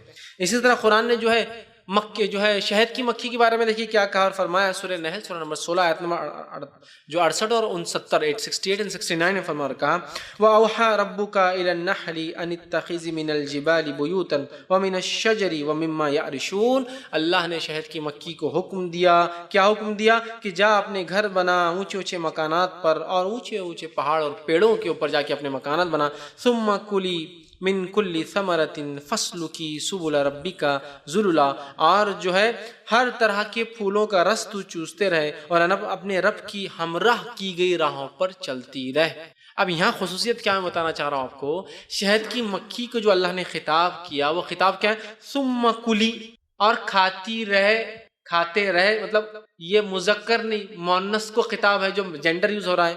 فسلکی، اور تیرے رب کے بنائے گئے راستوں پر چلتی رہے، یہ دونوں جو جینڈر یوز ہوئے ہیں یہاں، یہ فیمینائن جینڈر ہے عربی میں، مطلب یہ مذکر نہیں، یہ مؤنث ہے، مطلب فیمیل کے لیے یوز ہوتا ہے یہ لفظ عربی کے اندر۔ تو قرآن گویا یہ کہہ رہا ہے، اب وہ مکھی کو چونکہ مکھی کہتے ہیں، مذکر مکھی اور مؤنث مکھی، جس کو میں عام کہا مکھی اور مکھا، ٹھیک، مکھی بولے تو فیمیل مؤنث، اور مذکر بولے تو مکھا سمجھ لیجیے۔ تو قرآن مکھی سے خطاب کر رہا ہے، مکھے سے نہیں کر رہا ہے۔ گویا شہد جمع جو کرتی ہے مکھیاں، وہ مذکر نہیں ہوتی ہے، مؤنث ہوتی ہے۔ قرآن کہہ رہا ہے، سائنس یہ مانتی تھی 19ویں صدی تک کی وہ جو ہے مذکر ہوتا ہے جو شہد جمع کرتا ہے، جبکہ آج سائنس کہتی ہے مذکر صرف گھر میں رہتا ہے، حفاظت کرتا ہے چھتے کی، مؤنث فیمیل مکھیاں نکل کے شہد لاتی ہے۔ اندازہ لگائی آج سے 1450 سال پہلے کون مکھی کا جینڈر بتا سکتا ہے، میل ہے کہ فیمیل ہے؟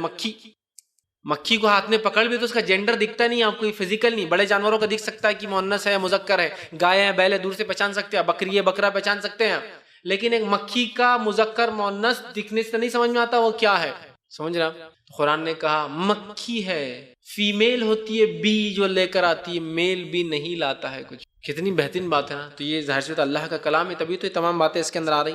اسی طرح مکڑوں کے بارے میں، یہ نحل تھا، نمل کے بارے میں قرآن کہتا ہے سورہ نمبر 27 کے اندر آیت نمبر 17 سے 18 اللہ فرماتا اور کہتا ہے وَحُشِرَ لِسُلَيْمَانَ جُنُودُهُ مِنَ الْجِنِّ وَالْإِنسِ وَالطَّيْرِ وَهُمْ يُوزَعُونَ، اور سلیمان نکلے اپنے پورے لاؤ لشکر کو لے کر، جس میں انس اور جن اور تمام جانور تھے، جو ترتیب میں لگے تھے، فوج بندی کیے ہوئے جانے لگے ایک مقام سے، حتی اذا اتوا علی وادی النمل، اور جب وہ گزرے اور ایک وادی سے، جس وادی کو وادی نمل کہا گیا، چونٹیوں کی وادی. آپ نے دیکھے ہوں گے کہیں کہ جنگل میں چونٹیوں کے کلومیٹر تک علاقے ہوتے ہیں، صرف چونٹیاں ہی دکھیں گی آپ کو اس میں، وہ بل بنا لیتی ہے اور رہتی ہے اس کے. تو ایک وادی نمل میں سلیمان علیہ السلام گزرنے لگے تو کیا ہوا، قالت النملۃ یا ایھا النمل، تو ایک چونٹی نے اپنے دوسرے ساتھیوں سے کہا، اے میرے ساتھیو چونٹیوں، ادخلوا مساکینکم، اپنے اپنے گھروں میں گھس جاؤ،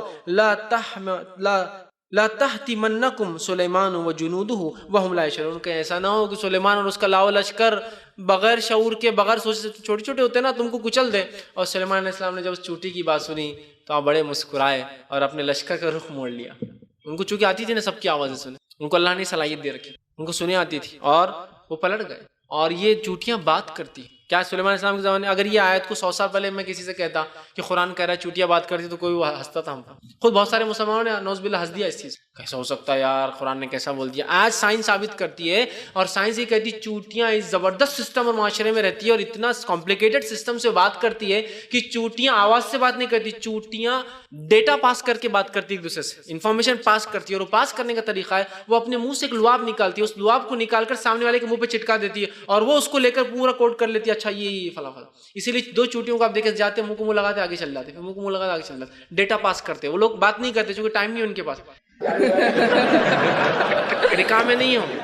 ہمارے پاس اب دیکھیے دو لوگ مل گئے، کیا چل رہا، کیسے ٹائم پاس ہو رہا نا، ڈیٹا پیکٹ پڑھتے رہو جا کے آگے. مطلب بہت بزی ہے چونٹیاں، وہ رکام میں نہیں ہے، ٹائم ویسٹ بھی نہیں کرتے، ہو ڈیٹا پاس کر کے نکل گیا آگے. ایک چونٹی ہے ڈیٹا پاس کی، وہاں یہ کھانا اتنے دور پہ کھانا، ایسا کھانا ہے، میٹھا کھانا ہے، فلاں ڈیٹا پاس کی آگے نکل گئی. اب یہ چلتے چلتے ڈیکوڈ کر رہی ہے اس کو، اچھا وہاں کھانا، یہاں جانا. مطلب رکامے نہیں ہے، ٹائم پاس بالکل نہیں کرتے، ڈیٹا پیکٹ چھوڑتے اور آگے نکل جاتے ہیں. وہ دوسری چونٹی اس کو ڈیکوڈ کرتی ہے، اور اتنے فاسٹ ڈیکوڈ کرتے ہیں کہ ہزاروں کی تعداد میں ایک دوسرے کو منہ لگاتے چلتے اور سب انفارمیشن پاس ہو رہی ہے. ہم بھی اگر بات کریں گے، اگر مجھ سے آپ 4 ایک ساتھ بات کریں گے، ہم لوگ یار ایک کوئی تو منہ بند کرو یار، دو تو میرے کو سننے تو دو ہے نا، یہی ہوں گا نا. ہزاروں کی تعداد کھٹا کھٹ صرف دیکھیے ہر سیکنڈ منہ لگاتے ہوئے چلتی ہو اور ڈیٹا پاس کر دے رہی، ڈیکوڈ بھی ہو رہا اس کے مائنڈ میں، اچھا جی ہاں یہ فلاں برا. اور ایک چونٹی پہلے جاتی ہے، آپ دیکھیے کبھی بھی، آپ ایک ایکسپیریمنٹ ایک صاحب نے کیا تھا، اور اس پہ انہوں نے لکھا تھا چونٹیاں جھوٹ بولنا پسند نہیں کرتی ہے. آپ بولیں گے اب کیسا معلوم ہوگا، چونٹی کے آ کے بولیں گے کہ ہم کو جھوٹ نہیں. آئیے ایکسپیریمنٹ، بہت پیارا ایکسپیریمنٹ تھا، ایک عالم دین نے کیا تھا. انہوں نے ایک شکر کا کیوب جو چائے میں ڈالتے ہیں نا، ایک بڑا کیوب، اس کو رکھ دیا بیچ میں ٹیبل پہ اپنے کھانے کی. چونٹیوں کے گروپ میں ایک چونٹی ہوتی ہے جو سرچ کرتی ہے کھانا کہاں ہے، پہلے ڈھونڈتے رہتی ہے، اس کے سینسز بہت ہائی ہوتے ہیں. وہ چونٹی آئی، اس نے دیا کھانا، کھاتی بھی ہے، ٹیسٹ کرتی ہے تاکہ بتائے کہ کھارا ہے، میٹھا ہے، پھیکا ہے، تیکھا، کیا چاہیے ہم کو. اس نے لیا، جانے لگی. جب وہ چونٹی چلے گی، انہوں نے کیوب کو اٹھا کے بازو رکھ دیا. آئے اس کے پیچھے ریلا پورا، وہ آگے چلتے بھائی ریلا شکر نہیں، واپس پھر انہوں نے کیوب کو وہیں رکھ دیا. اب پھر آیا وہ ڈھونڈتے ڈھونڈتے جو اس کا سرچ کرنے والا تھا، پھر اس نے ڈھونڈ کے گیا، انہوں نے پھر کیوب اٹھا لیا. پھر وہ آئی پوری لائن، کھانا نہیں ہو، چلے گا. تیسری بار 5 بار کیا انہوں نے. چھٹی بار وہ لائن آئی، وہ جو آگے چونٹی تھی وہ آئی، اور چھٹی بار جب وہ کیوب ہٹا لیا گیا اور وہ ریلا آیا، وہ سب جمع ہوئے اس ایک کے اطراف اور اس کو پورا ٹکڑے کر کے پھینک کر چلے گئے اس چونٹی کو. پھر وہ عالم نے لکھا چونٹیاں جھوٹ بولنا پسند نہیں کرتی، مار دیا انہوں نے اس کو، اس نے جھوٹ بولا تھا. چونکہ وہ 5 بار آئے، 5 بار نہیں ملا، چھٹی بار ختم کر دی اس کو. چونٹیاں جھوٹ بولنا پسند نہیں کرتی، جانور بھی جھوٹ پسند نہیں کرتے، ہے نا. اور چونٹی مکوڑا ایک ایسی چیز ہے، نمل، چونٹی مکوڑا سب کو ہم لوگ وہ کہتے ہیں، عربی میں نملی کہتے ہیں اس کے لیے. ایک ایسی مخلوق ہے جو اگر کسی مخلوق کو یہ حاصل ہے شرف کی انسانوں سب سے قریب ہے تو یہ انسانوں سب سے قریب جانور ہے، جانوروں میں سب سے قریب. اتنے کہ ان کے پاس سسٹم ہوتے ہیں، سردار ہوتے ہیں، وزیر ہوتے ہیں، رانیاں ہوتی ہے، ٹھیک ہے. اس کے بعد بچوں کو پالنے کے لیے آیائیں ہوتی ہیں ان کے پاس، چونٹیوں کے جو بچے انڈے سنبھالنے کے لیے کچھ چونٹیاں ہوتی ہیں، اور وہ بچوں کو نکالتی ہے، پیدا کرتی ہے، کھلاتی ہے، پلاتی، بڑا کر کے پھر بل سے باہر، ان کا کام ہی رہتا. کچھ چونٹیاں ہوتی ہیں جو حفاظت پہ رہتی ہے بل کے باہر، وہ باہر ہی رہیں گی زندگی بھر، اندر نہیں جاتی، حفاظت کام ہے. کچھ چونٹیاں گھر بنانے پر طے ہوتی ہے، وہ گھر ہی بناتی ہے. کچھ چونٹیاں ہوتی جو کھانا لانا، اگر بھیگ گیا تو لا کر باہر دھوپ میں سکانا، سکا کے لے جانا. کچھ کھانے کو خاص طور سے سڑانا تاکہ پھپھوند نکلے، جھاڑ آئے تو جھاڑ کو ہم کھائے. وہ تمام ان کو ایگریکلچر کرنے والے سب ہوتے ہیں. ان کے مارکیٹ بازار ہوتے ہیں. ہر چونٹی نے جو لایا، جہاں جہاں سے ڈھونڈ کے لایا، اپنے گھروں میں رکھتے، پھر لا کر بیچ میں رکھتے. بازار ہوتے ہیں ان کے، جہاں وہ لاتے ہیں وہ چونٹی ان کو کچھ دیتی ہے، ان سے کچھ اٹھا کے لے جاتی ہے. اور جب امریکہ کے اندر یوروپینز پہلی بار گئے، انہوں نے ایسے جنگلات پائے جن جنگلوں میں چاول اگے ہوئے، چاول کے کھیت لگے ہوئے. یہ پریشان ہو کہ چاول کے کھیت امریکہ میں کون لگائے گا؟ आदिवासी लोग वहाँ कोई है नहीं, परेशान हुए। बाद में पता चला ये चावल के खेत चूंटियाँ लगाती थी। चूंटी चावल को उठा के रखती थी, मौसम में बरसात आने से पहले लाकर जमीन को खोद कर अंदर डालती थी, मौसम में बरसात पे पानी गिरता था, उसकी देखभाल करती थी। चावल का झाड़ लगने के बाद जाकर चावल को उससे छाट कर अपने बिलों में रखती थी, बाकी झाड़ सूख जाता था, फिर दूसरी जगह वो चावल जमा करके अगले साल फिर झाड़ लगाती थी, ताकि उनके पास खाने का सिस्टम जारी रहे। खेत के खेत। और इसके अल्हम्दुलिल्लाह हारून याहिया ने पूरी फोटोज भी ली है जो बिल्कुल चूटियों के लगाए हुए खेत, जिनको देखकर आपको लगेगा ऐसे इंसानों ने लगा। अनाज भीग जाए तो उनको सुखाने की टेक्निक भी पता है कि अनाज भीग जाए तो सड़ जाता, रॉट हो जाता है, सुखाती है। आप अपने इलाकों में देखिए, कोई बारिश हो जाए तो चूटियां तो अपने अंडों को लेके जाती है इधर से उधर, या फिर खाने की चीजों को लाके सुखाते रहती है बाहर धूप के अंदर, क्योंकि उनको मालूम भीग जाएगा, सड़ जाएगा, साल भर का स्टॉक रखना है उनको। तो चूटियां याद रखिए, अगर कोई जानवर है जो इंसानों सबसे ज़्यादा करीब है तो चूंटी है। और ये बहुत सोफिस्टिकेटेड, कुरान ने कहा वो बात कर रही थी, सुलेमान अलैहिस्सलाम ने सुना, और चूंटियाँ याद रखी बात करती। बहुत सोफिस्टिकेटेड सिस्टम अल्लाह ने बनाया, लेकिन वो बात करती है। भाई आखिरी जो आज का मेरा टॉपिक का हिस्सा था वो ये इल्म जनीनियात, ये बायोलॉजी का एक हिस्सा है, बस आखिरी में इसको मैं रख रहा हूँ इसलिए कि इल्म जनीनियात वो इल्म है कि इंसान कैसे अपनी माँ के पेट में बनते हैं और कैसा पैदा होते हैं। ठीक, ये बड़ा अहम इल्म है और बड़ा जटिल इल्म है, बहुत कॉम्प्लिकेटेड नॉलेज है। और ये इल्म 100-200 साल पुराना है सिर्फ, इससे पहले इसकी स्टडीज नहीं थी, इसलिए कि इंसानों को पता ही नहीं था कि कैसे माँ के पेट में बच्चा बनता है। इसको कहते हैं एम्ब्रियोलॉजी, इल्म जनीन। जनीन कहते हैं माँ के पेट में जो बच्चा होता है। ठीक, छोटा जब होता है उसको जनीन कहते हैं, बड़ा हो जाता है बच्चा हो जाएगा। तो इल्म जनीनियात के बारे में कुरान ने इतनी तफसीलात में कहा, इसी को इंतहा नहीं। और क्यों कहा पहले सुन लीजिए। इल्म जनीनियात के बारे में, एम्ब्रियोलॉजी के बारे में कुरान ने इसलिए कहा कि बहुत सारी कौमों ने ये अपने नबियों से कहा हम दोबारा कैसे उठा जाएंगे मरने के बाद। तो अल्लाह ने कहा देख फिर पहले कैसा पैदा हुआ देख ले अपने आप को, तो तुझे यकीन हो जाएगा दोबारा तो उठाए जाने वाला। जब मैं तुझे पहली बार पानी से पैदा कर सकता हूँ तो क्या मेरे लिए मुश्किल है बाद में तेरी हड्डियों से वापस पैदा करूँ। आज साइंस करिए, अगर हमको डायनासोर की फलां हड्डियां मिल जाए तो हम उसको पैदा कर सकते हैं। तो अल्लाह ये बताना चाह रहा है अगर इंसानों मुझे बनाना मुश्किल होता तुम्हें तो पहली बार होता। जब पहली बार तुमको पानी के खतरे से बनाया है तो दूसरी बार उठाना मेरे लिए क्या नामुमकिन होगा। अपनी पैदाइश पे गौर करो तो दोबारा उठाए जाने पर ईमान ला लोगे। तो ये इसलिए, तो आप बोलेंगे जनीनियात की क्या जरूरत, क्या मुसलमानों को डॉक्टर बनाना चाह रहा अल्लाह? नहीं, डॉक्टर से भी आगे बनाना चाह रहा। वो आखिरत की फिक्र करने वाला, लोगों को रास्ता बताने वाला, खुद की कामयाबी दूसरों की कामयाबी की तरफ कोशिश करने वाला इंसान बनाना चाह रहा कि तुम गौर करो अपनी पैदाइश पर। हम अल्लाह को नहीं मान रहे, हम भगवान को नहीं मानते, हम ईश्वर को नहीं मानते, हम गॉड को नहीं मानते।